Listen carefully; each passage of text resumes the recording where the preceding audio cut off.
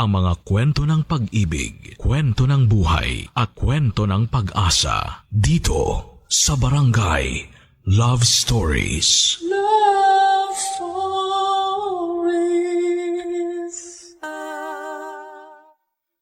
Ang halaga ng mga anak ay hindi lamang nasusukat sa kaya nilang ibalik sa naging sakripisyo ng mga magulang. Ang pagtrato sa kanila ng pantay ay paraan din ng pagpapakita ng tunay na pagmamahal na tanging ama't ina lamang ang makapagbibigay. Ikaw, kabarangay, sa anong paraan mo naramdaman na mahalaga ka sa iyong mga magulang?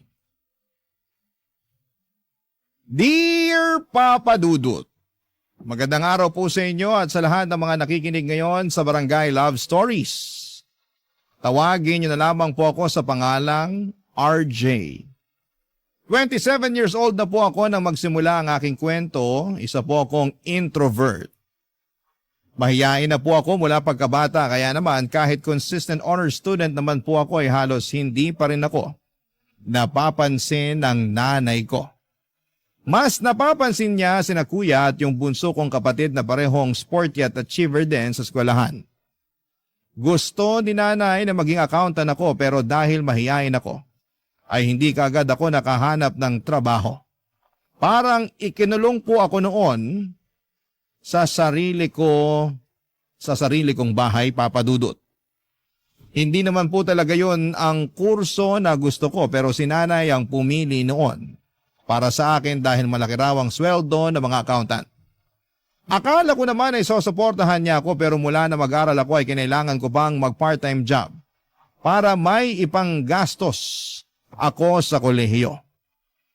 Madalas din akong rumakit noon hanggang sa pinasok ko ang freelancing kahit na estudyante pa lamang ako. Dahil doon, Papa Dudut, ay nagkaroon ako ng allowance at nagkaroon ako ng sapat na panggastos. Hindi na ako umasa pa sa sustento ni tatay dahil si nanay din ang humahawak noon. Papa Dudut, nakatapos ako ng kolehiyo ng sariling sikap lamang. At nang mag-decide ako na ituloy ang freelancing ay hindi yun nagustuhan ni nanay dahil maliit pa ang kinikita ko noong time na yon. Samantalang si kuya ay sumasahod na ng 50,000 pesos kada buwan. At yung bunso naming kapatid ay consistent sa pagiging achiever kaya laging napapasaya si nanay. Naging streamer po kasi yung bunso kong kapatid at malaki ang kinikita niya roon kahit nag-aaral pa lamang. Kaya naman halos hindi na ako napapansin ni nanay. Nag-aambag naman ako sa mga gastusin pero halos hindi na rin yon napapansin dahil kadalasan ay nabayaran na ni kuya ang mga bills namin. Hanggang sa na-realize ko na parang may favoritism talaga si nanay sa aming magkakapatid, Papa Dudut.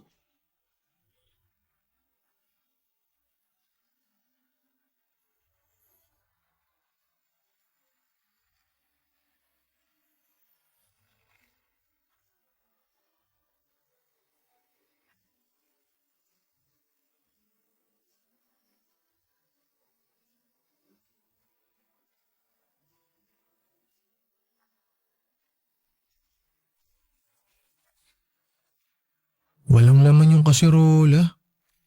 Nay, may ulam po ba kayong naitabi? Ay, wala na. Ubus na. Tulog ka kasi ng tulog dyan eh. Ayan, naubusan ka tuloy. Nagtatrabaho po ako sa kwarto, hindi po ako natutulog lang. So, sinong niloko mo? Lagi kang nagkukulong sa kwarto mo. Tinatawag ka pero wala kang naririnig. Pasensya na po kayo kung hindi ko kayo narinig. Lumabas-labas ka kasi sa kwarto mo para hindi ka nabibingi.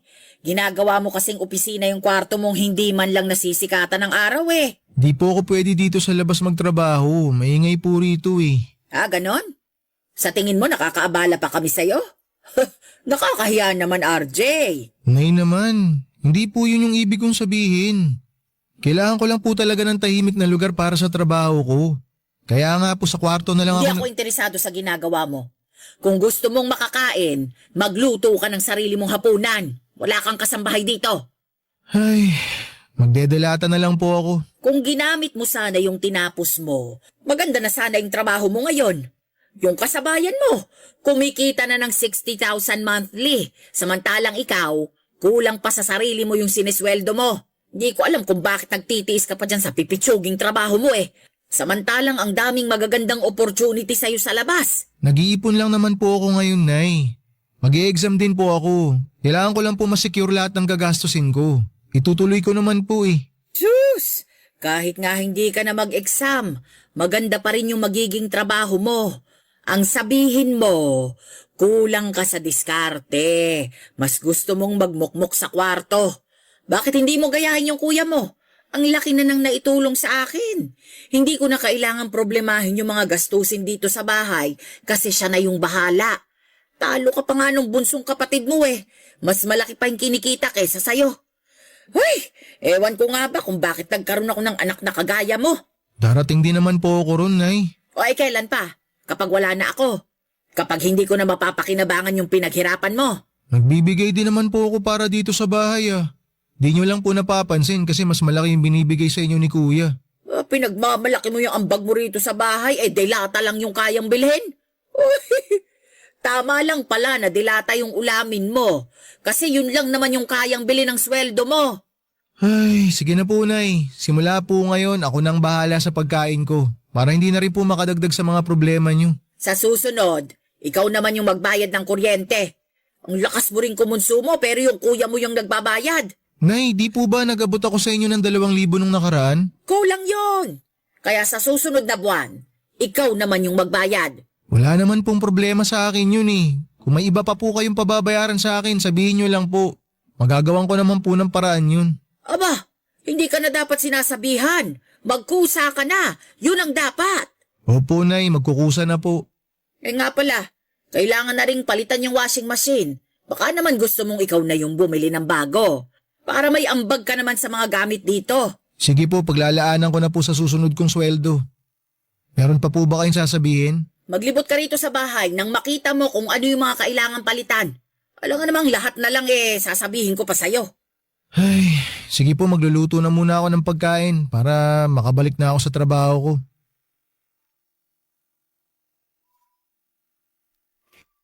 Papadudot sa kabila ng hindi patas na pagtrato ni nanay sa akin kumpara sa mga kapatid ko, ay ginagawa ko pa rin ang lahat para makatulong sa kanya. Sa katunayan, 80% ng sweldo ko ay binibigay ko na kay nanay para wala na siyang masabi. Hindi ko na lang iniisip na hindi ako tinulungan ng nanay ko noong nag-aaral ako sa kolehiyo. Ang mahalaga na lamang sa akin ay may ambag ako sa bahay sa pagbabaka sakaling magbago rin ang pakikitungo sa akin ni nanay. Papadudot, bukod po sa hindi ko naranasang maging paborito ni nanay, ay hindi ko pa rin po nararanasang magkaroon ng girlfriend. May mga nakikilala naman po ako sa social media account ko pero palagi akong nafe-friend zone. Gaya na lamang ni Ederlyn. Naging close kami noong binasted niya ako at sa kanya ako madalas naglalabas ng sama ng loob. At palagi rin naman siyang nagbibigay ng advice. Pinigilan ko naman ang sarili ko na hindi na ma-fall sa kanya pero sa katagalan ay hindi ko na yon napigilan. Lalo na nang mag-decide si Ederlyn na makipagkita sa akin, papadudot.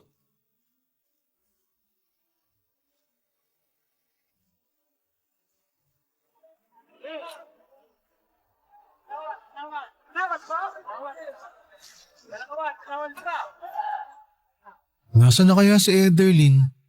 Sabi niya nakababa na siya ng bus ah. RJ!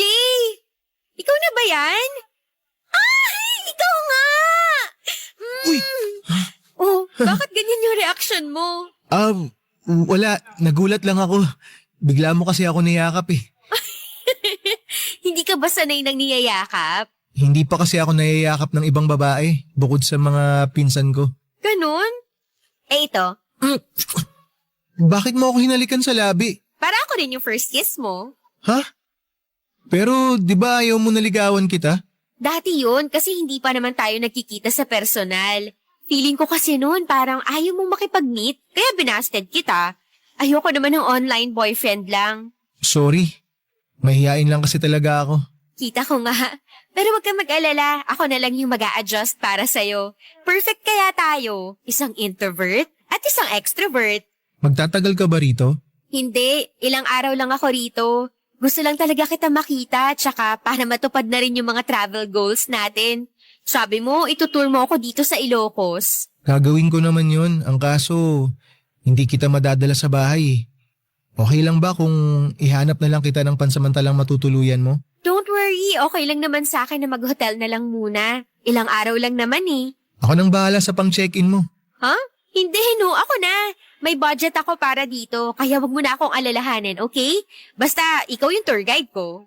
Pasensya ka na talaga. Kung hindi lang sana magagalit si nanay, doon na lang kita patutuluyin sa bahay. Ano ka ba? Okay lang talaga. Mas mag-worry ako kung mag-aaway pa kayo ng nanay mo dahil sa pagtuloy ko sa inyo. Ay, salamat at naiintindihan mo. Tara, samahan na kita mag-check-in. Okay, pero wag ka na muna umuwi ah. Samahan mo muna akong kumain. Siyempre naman kakain tayo. Kung gusto mo, simulan ko na ngayon yung pag-tour ko sa'yo eh. Bukas na lang. Medyo pagod pa kasi ako sa biyahe. Ang layo kasi.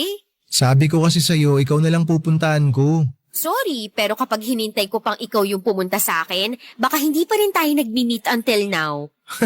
Ganun ba talaga akala mo sa akin? Honestly, oo. Paano kung sabihin ko sa'yong may nahanap na ako matutuluyan sana sa San Pedro? Eh di sorry kung na-judge kita. Pero ngayon, gusto ko lang ipaalam at linawin sa'yo na binabawi ko na yung pang-reject ko sa'yo noon. Tayo na! Ha? Tayo na? Aha. Salamat ha. Akala ko kasi talaga wala nang pag-asa na maging tayo eh. Pwede ba akong yumakap? Kanina pa nga ako naghihintay oh.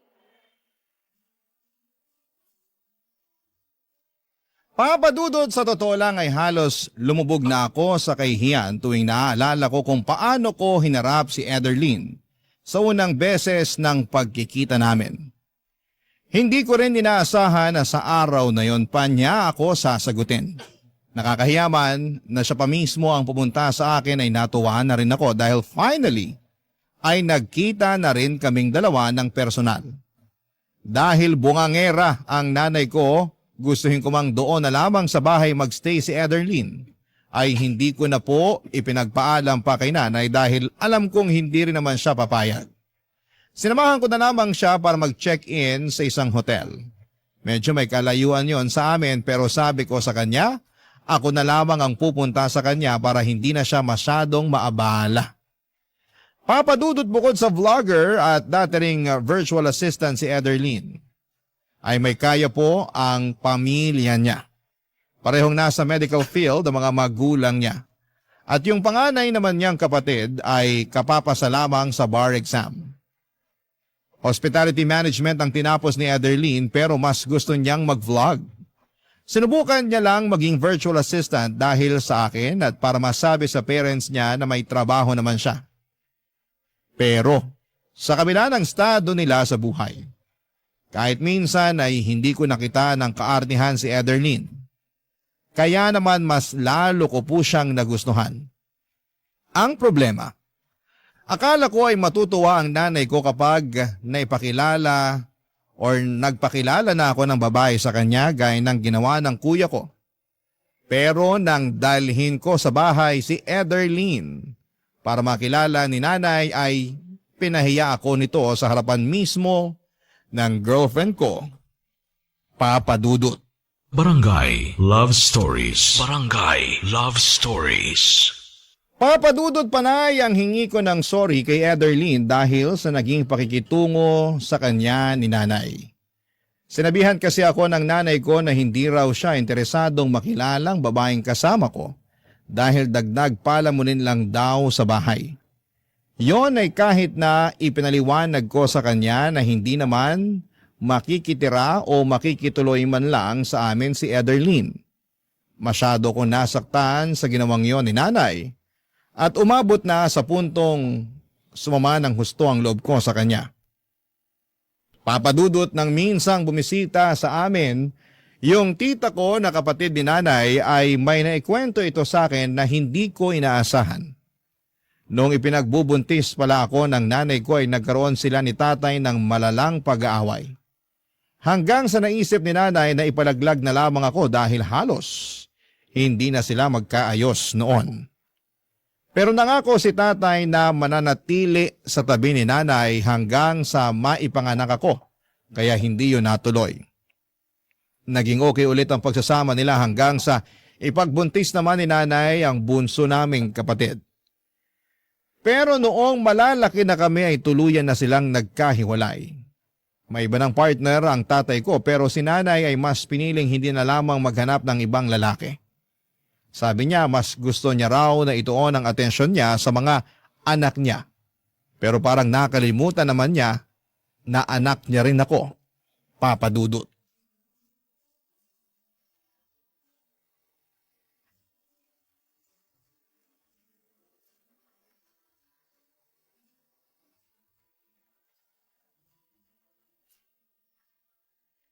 RJ! RJ! Ano ba? Kanina pa kita ginigising ah. Hindi ka ba tatayo dyan? Bakit po, Nay? Natutulog ko pa lang po eh. Sakit pa ng ulo ko. Paanong hindi sasakit puyat ka ng puyat? Wala namang kakwenta-kwenta yung ginagawa mo. Bumangon ka na riyan. Ay, eto babangon na. Ano po bang problema? Mag-empake ka na ng mga gamit mo at ipapalinis ko tong kwarto mo. Po, bakit kailangan ko pang mag-impake? May iba nang magkakwarto dito. Ha? Saan naman po ako niyan matutulog? Wala na pong ibang kwarto dito sa bahay. Kung hindi mo kayang matulog sa sala, maghanap ka na lang ng mauupahan. Matanda ka na. Kaya mo ng sarili mo. Pero bakit naman po biglaan? Sana sinabi niyo sa akin na mas maaga na palalayasin niyo na pala ako dito para naman napaghandaan ko. Hindi naman po basta-basta na makakahanap ako ng mauupahan eh. Problema ko pa ba yun? Gawa mo ng paraan. Basta alisin mo yung mga gamit mo rito kasi may iba nang gagamit ng kwarto. Sino naman po? Kung gusto niyo, rirentahan ko na lang tong kwarto ko para... Ay, hindi pwede. Dito natitira yung mapapangasawa ng kuya mo. Pero habang hindi pa sila ikinakasal, magkahiwalay muna sila ng kwarto. Pero Nay, bakit kailangan ako yung umalis? Sino bang pinakamaliit yung ambag dito sa bahay? Di lumabas din yung totoo. Anong pinagsasasabi mo? Na may paborito kayong anak. Wala akong paboritong anak. Ikaw ha? Wala ka nang naitutulong sa akin kung ano-ano pang sinasabi mo. Totoo naman eh. Palagi na lang si kuya tsaka si bunso yung pinapaboran nyo. Porki sila yung nakakapagbigay ng malaking pera sa inyo. Pagdating sa akin, palaging mainit yung ulo nyo. Palagi na lang kayong galit. Lagi kayong nakasinghal. Parang di anak yung turing nyo sa akin. Aba, dadramahan mo pa talaga ako. Ako yung magdedesisyon kung hanggang kailan ka lang pwedeng manatili sa bahay na to. Kaya bilisan mo na ang pagkilos dyan.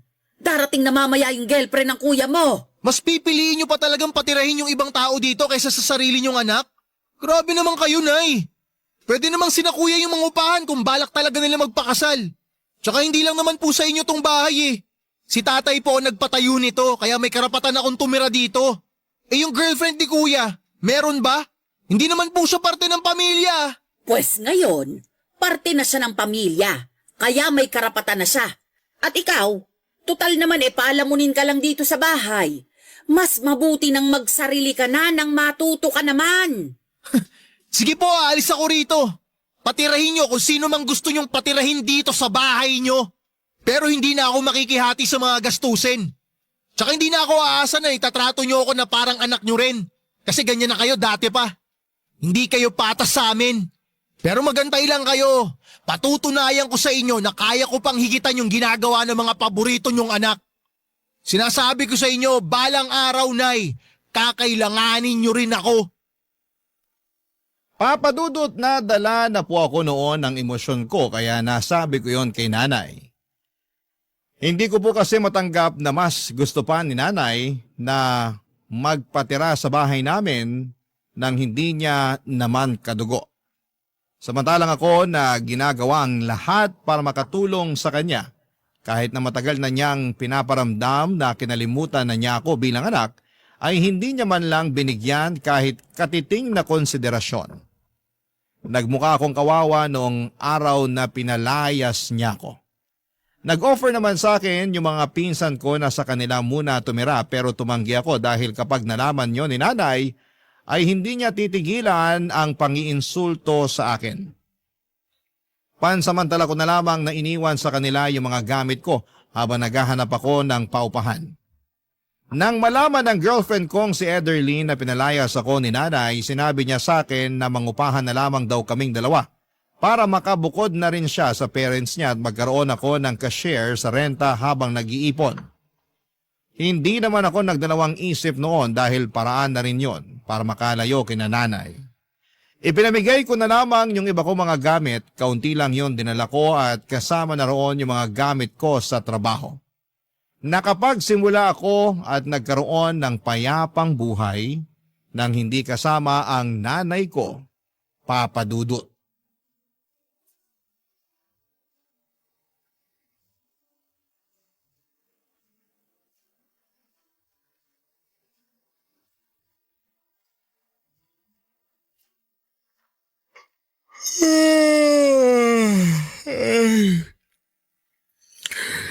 Natapos din.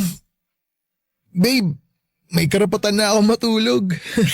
Eh di congrats. Sige na, matulog ka na. Ako na lang muna mag-grocery mamaya. Ha? Hindi, sasamahan kita. Mamaya na lang ako matutulog pag uwi natin. Ayan ka na naman. Okay lang naman sa akin na ako na lang muna. Wala pa naman akong gagawin eh. Nakapag-upload na ako kanina. Mukhang mas maganda yung kitaan dyan sa ginagawa mo ha. Pwede ba ako dyan? Alam mo, buti na itanong mo yan. Matagal ko na nga sanang gustong i-offer sa'yo. Pero ayoko lang kasi na ma-feel mo na baka naliliitan ako sa sweldo mo, kaya ako yun gagawin. Ikaw talaga? Di naman ako mag-iisip ng ganun. Gusto ko nga kumita ng malaki para mas mabilis makaipon.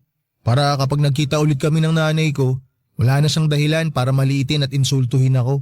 Nga pala, hindi ka man lang ba kinukumusta ng mga kapatid mo? Bakit naman nila ako kukumustahin? Sa sobrang masunurin nila kay nanay, baka nakalimutan na talaga nila ako. Tsaka di rin naman ako umaasa. Kung noon nga na nasa iisang bahay lang kami, parang hindi nila ako kilala. Ngayon pa kaya na malayo na ako sa kanila. Bakit ba kasi ganun yung pamilya mo? Kung ako siguro yung makakaranas niyan, baka na-depress na ako. Buti nga matibay pa rin ako kahit papaano. College pa lang ako, ganun na si nanay sa akin eh. Si tatay naman, once in a blue moon na lang kung mangumusta. Nagbibigay lang sa akin nung nag-aaral pa ako kapag naaalala niya. Kapag nakalimutan niya, sorry na lang. Hindi naman ako makapagsabi sa kanya kasi alam ko na hawak ng bagong partner niya yung Facebook account niya. Baka pag-awayan lang nila yung pagsuporta sa akin. Kaya ba nag-part-time job ka na lang noon? Oo. At never yun na-experience ng dalawang kapatid ko kasi mahal na mahal sila ni nanay. Ay, hindi ko talaga gets yung mga nanay na hindi patas sa mga anak nila. Pare-pareho lang naman kayong dugot laman ng nanay nyo. Pero totoo pala talaga yung ganun, no? Na may mga parents na may favoritism. Ay, hayaan mo na. Mas mabuti na rin siguro na nangyari to para hindi na lumalim pa yung sama ng loob na nararamdaman ko sa nanay ko. Nakakabilib ka talaga, babe.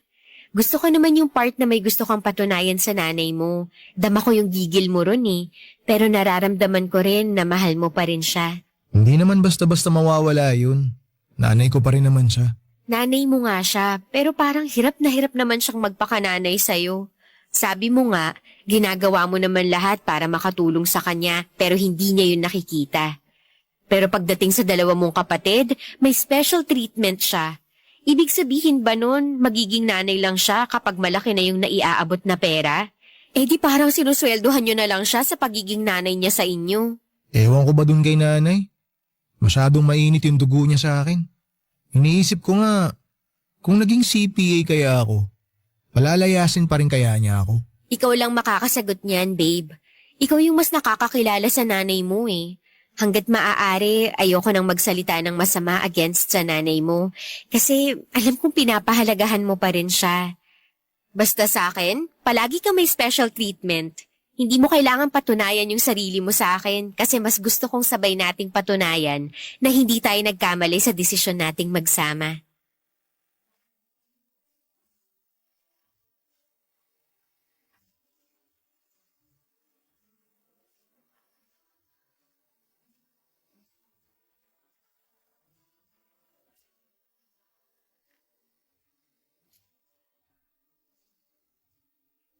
Papadudot, parang nagkaroon ako ng kalayaan at kakaibang saya mula nang palayasin ako ni nanay. Nagsama po kami ni Ederlyn pero kahit na nasa iisang bubong lamang kami, naglagay pa rin kami ng limitasyon para sa isa't isa. Alam ko na may pangarap pa si Ederlyn at ganon din naman ako kaya nagkasundo kami na career muna ang ipopursu namin bago ang pagkakaroon ng sarili naming pamilya. Papadudot, isinama ako ni Ederlyn sa pagbablog niya. Mahilig kasi siya sa mga riding adventures at pumunta sa iba't ibang mga lugar kasama ang mga pinsan niya. Libangan niya lamang daw yon noong una hanggang sa dumami ang kanyang followers and subscribers. May account din siya sa iba pang streaming platforms at kumikita rin siya sa pagla-live doon. Nakabili siya ng may kamahalang motor na ginagamit niya sa pag-rides. Nahiya ako noong una dahil wala naman akong big bike na kagaya sa ginagamit nila. Pero pinahiram ako ni Ederlyn ng pera para makabili ako ng sarili kong big bike, Papadudot. Binayaran ko naman yon sa kanya nang magkaroon ako ng share sa mga kinikita niya. Mula nang isama ako ni Ederlyn sa mga vlogs niya, ay unti-unti na rin nawala yung pagiging mahiyain ko. Nagagawa ko na rin mag-live at doon ko naranasang makatanggap ng mga virtual gifts na pwede palang i-convert sa cash. Dahil streamer din yung bunsong kapatid ko, nakarating kay nanay yung ginagawa ko at hindi ko inaasahan. Ang ginawa niya, Papadudot. Barangay Love Stories. Barangay Love Stories. Papadudot, nung nakakuha kami ni Ederlyn ng mga endorsement, naisipan naming magnegosyo na rin habang ipinagpapatuloy ang pagiging vlogger namin. Dahil hindi naman habang buhay yung swerte namin doon. Nagkaroon kami ng sarili naming shop ng motorcycle parts. Pero dahil hindi naman kalakihan ang kinikita namin doon ay naisipan na rin naming subukan yung custom apparel printing at hindi naman namin pinagsisihan ang naging resulta. Sinuportahan kami ng mga kasama namin sa Riders Club at ng mga naging kaibigan namin ni Ederlyn. Hindi talaga namin nakalaing magbo-boom yung business namin na yon kaya medyo binawasan na namin ang oras sa vlogging para magkaroon pa rin kami ng sapat na pahinga.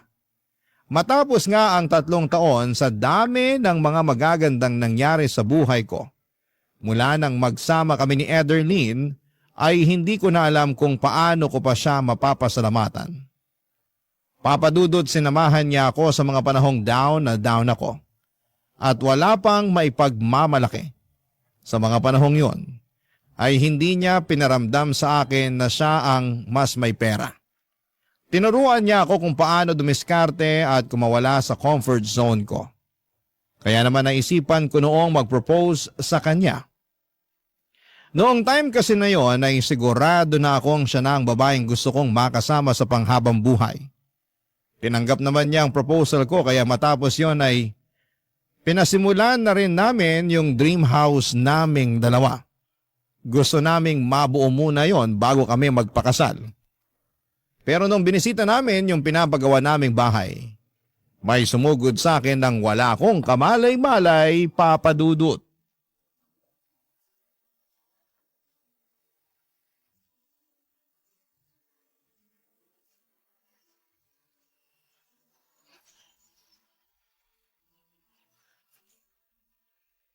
Mukhang matagal-tagal pa bago matapos tong dream house natin.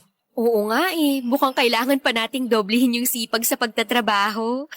Wala namang problema yon. Kayang-kaya natin yun, babe. Pero kapag magkakaanak na tayo, hindi na pwede yung ganun ha. Ayoko ma-stress ka masyado. May 1 taon pa naman tayo, di ba? Madadagdagan pa yung ipon natin. Oh, may dumating. Sino kaya yun? Babe, nanay mo yata. RJ! Nay? Ano pong ginagawa niyo rito? Binibisita ka. Mukha kasing nakalimot ka na. Ano? Porket mapera ka na ngayon. Kinalimutan mo ng may nanay at mga kapatid ka pa. Kinalimutan? Nay, kayo po yung unang nakalimot. Tsaka di ba pinalayas niyo ako sa bahay niyo? Mula nung umalis ako kahit isang beses hindi niyo ako kinumusta. Wala akong natanggap sa inyo. Sa tingin mo, dapat ba akong humingi ng tawad sa'yo? Hindi magulang ang magpapakumbaba para sa anak. Kawalan ng respeto yung pagtalikod na ginawa mo sa amin. Alam niyo, Nay, kung kawalan ng respeto lang din naman yung pag-uusapan, kayo po yung unang gumawa nun sa akin. Ginawa ko naman po lahat ng makakaya ko para makatulong sa inyo pero ni minsan, hindi nyo pinaramdam sa akin na may halaga ako sa inyo. Inalagaan kita mula pagkabata. Binuhay kita. Kahit na hindi kami maayos ng tatay mo noong ipinagbubuntis kita. Hindi pa ba pagpapahalaga yun? Binuhay nyo nga ako, oo. Pero hindi ko naman naramdaman na may nanay ako. Palaging sina kuya at saka si Bunso yung iniintindi nyo. Oh, nung kayo yung pumili ng course ko sa college, akala ko susuportahan nyo ako. Pero iiwan nyo lang pala ako sa ere. Nakalimutan nyo na po, Nay? Ako yung nagpaaral sa sarili ko. Naramdaman ko lang naman na nanay ko kayo nung graduate ako ng college eh. Mas kailangan ng kuya mo yung suporta ko noong panahong yon. Isa pa, nakakuha ng scholarship yung mga kapatid mo, kaya nakapag-aral sila sa private university. Nay, libre yung tuition fee dun sa college na pinasukan ko. Kahit konting panggastos lang sana. Humihingi naman ako kay tatay pero sa inyo niya ibinibigay. May binigay ba kayo sa akin? Wala. Puro kay kuya nyo lang naman ginagastos lahat ng mga inaabot sa inyo ni tatay na para sa akin. Kaya tama lang na bumawi siya agad sa inyo nung makapagtrabaho na siya. Kaya ba ngayong kumikita ka na ng malaki ay nagmamayabang ka na? Hindi ka makakarating sa kinalalagyan mo ngayon kung hindi kita iniluwal. Utang mo sa akin ang buhay mo. Alam nyo, Nay, kung pera lang naman yung gusto ninyo, pwede naman kayong manghingi eh. Hindi ko naman kayo pagdadamutan. Pero yung sinasabi nyo na utang na loob ko sa inyo yung buhay ko? Sige, sabihin na natin na totoo yon kasi binuhay nyo ako. Pero kung may choice lang ako nun, hindi ko naman gugustuhin na mabuhay na kulang sa pagmamahal ng isang ina eh. Kaya nyo naman magbigay ng pagmamahal eh. Nagawa nyo nga sa mga kapatid ko. Pero bakit pagdating sa akin ang damot-damot nyo? Ano po bang nagawa ko sa inyo? Papadudot na tahimik na lamang po noon si nanay at napilitang umalis dahil sa sagutan naming yon.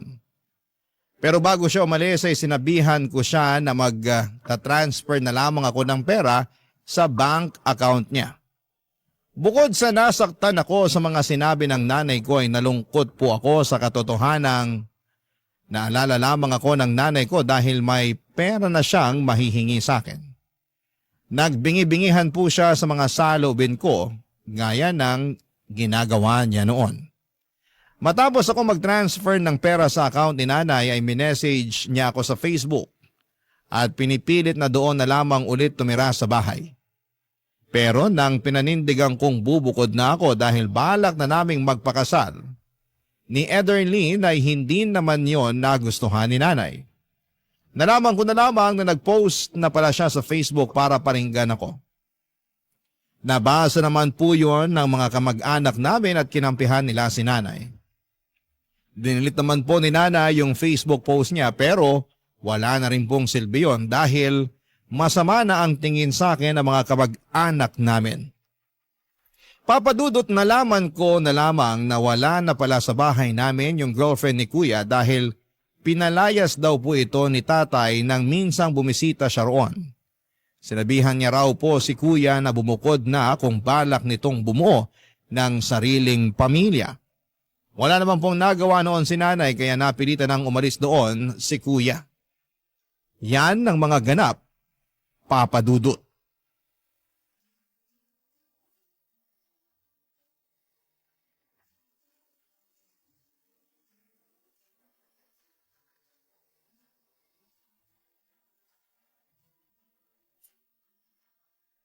Ano babe, kumusta sa bahay niyo? Ayun, dalawa na nga lang sila ng kapatid kong bunso.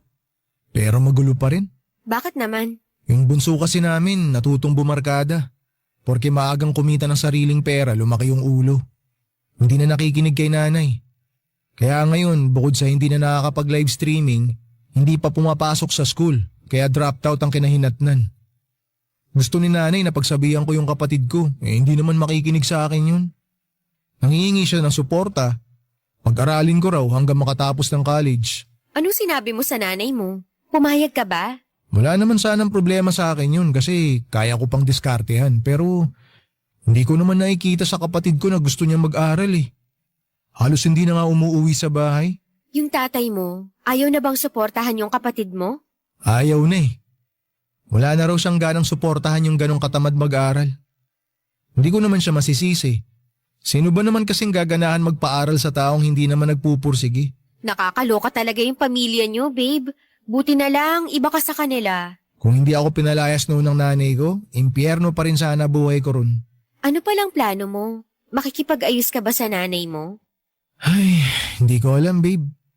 Parang kahit ano namang gawin ko, masamang anak pa rin ang tingin niya sa akin eh. Pero nagbibigay ka naman ng pera sa kanya, di ba? Oo, nagbibigay pa rin ako. Hindi ko siya pagdadamutan. Pero di na ako umaasang magkakaayos pa kami. Di na rin ako umaasa na mararamdaman ko pa na mahal ako ng nanay ko. Buti pa nga si tatay kahit na para siyang kabuting pasulpot-sulpot lang sa bahay. May malasakit pa rin siya sa akin. Sorry ha, pero kaya lang naman kayo nagkasira-sira kasi masyadong mukhang pera yung nanay mo. Hindi kaya yun din yung dahilan kaya sila naghiwalay ng tatay nyo? Hindi ko alam kung ano talagang dahilan ng paghihiwalay nila. Pero sa nakikita ko, mukhang ganun na nga. Tsaka kung titingnan si tatay, hindi rin niya pinagsisisihan na hiniwalayan niya si nanay. Masaya na siya sa bago niyang partner. Tsaka okay naman kami ni tatay. Tinanggap ko na lang na iba na yung priority niya. Pero ang importante, naaalala niya pa rin na may mga anak siya kay nanay. Pero yung nanay mo, sa tingin mo ba, wala na talagang pag-asa na maayos yung relasyon nyo? Paano kapag ikakasal na tayo, hindi mo ba siya iimbitahin? Sa totoo lang, di ko alam. Baka mag-skandalo pa siya sa simbahan pag nagkataon eh. Alam mo babe, mas maganda pa rin talaga na magkausap kayo ulit. Yung mas mahinahon at mas maayos na pag-uusap para maintindihan niyo yung isa't isa. Ang hirap kasi na may mabigat ka pa ring dala-dala kasi hindi maayos yung relasyon yung mag-ina. Alam ko naman na hindi ikaw yung nagkulang. Pero subukan mo lang na ikaw ulit yung lumapit sa kanya. Baka sakaling lumambot yung puso niya sa'yo. Ay, sige, susubukan ko. Basta babe, kahit anong mangyari dyan sa gagawin mo, nandito lang ako. Hindi ako makikialam sa pag-uusap niyo kasi baka mas lalo lang gumulo. Lalo na hindi ako gusto ng nanay mo. Oo babe, huwag ka nang makialam. Ayoko rin kasi na madamay ka sa gulo na meron yung pamilya ko eh. Tsaka wala ka namang kailangang gawin. Yung suporta mo pa lang sa akin, sobra-sobra na. Kaya kung hindi man ako sinuwerte na magkaroon ng masayang pamilya, kayang gawa ng paraan yun. Bubuo na lang tayo ng dream family natin. Papadudot mula nang mawala sa bahay si kuya ay hindi na ito nagbigay pa ulit ng pera kay nanay.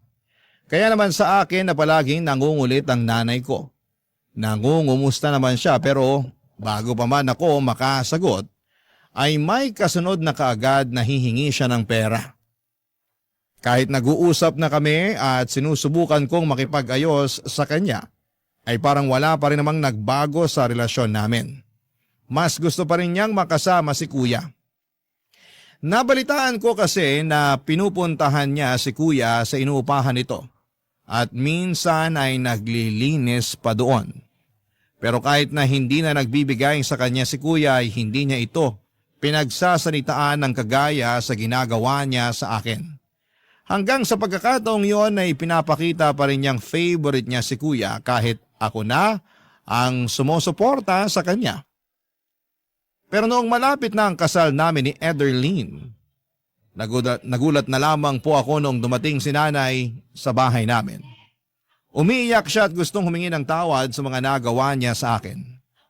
Nalaman ko na itinaboy pala siya ni kuya at ipinahiya sa harapan ng girlfriend nito nang masunog ni nanay nang hindi sinasadya ang kabibili nitong damit.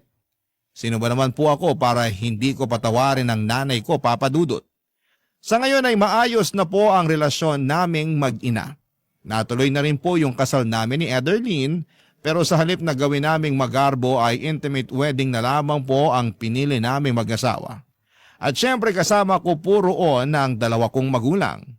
Kahit nahiwalay na sila, pinili pa rin nilang maging magulang para sa akin noong araw na yon, kaya hindi ko po yun makakalimutan. Hindi ko man po naayos ang relasyon ko sa dalawa kong kapatid kahit papaano ay gumaan na po ang pakiramdam ko dahil okay na kami ng nanay ko. Hanggang dito na lamang po ang kwento ko, Papa Dudut. Maraming salamat po sa inyo at sa lahat ng bumubuo ng Barangay LS. Ang inyong forever kapuso at kabarangay, RJ. Barangay Love Stories. Barangay Love Stories. Ako, gigil na gigil talaga ako sa nangyayari sa kwento natin. O ikaw, kabarangay, kumukulo rin ba dugo mo? Pwede kang mag-iwan ng comment sa ating comment section. Barangay LS 97.1. 97.1. Forever. Number 1.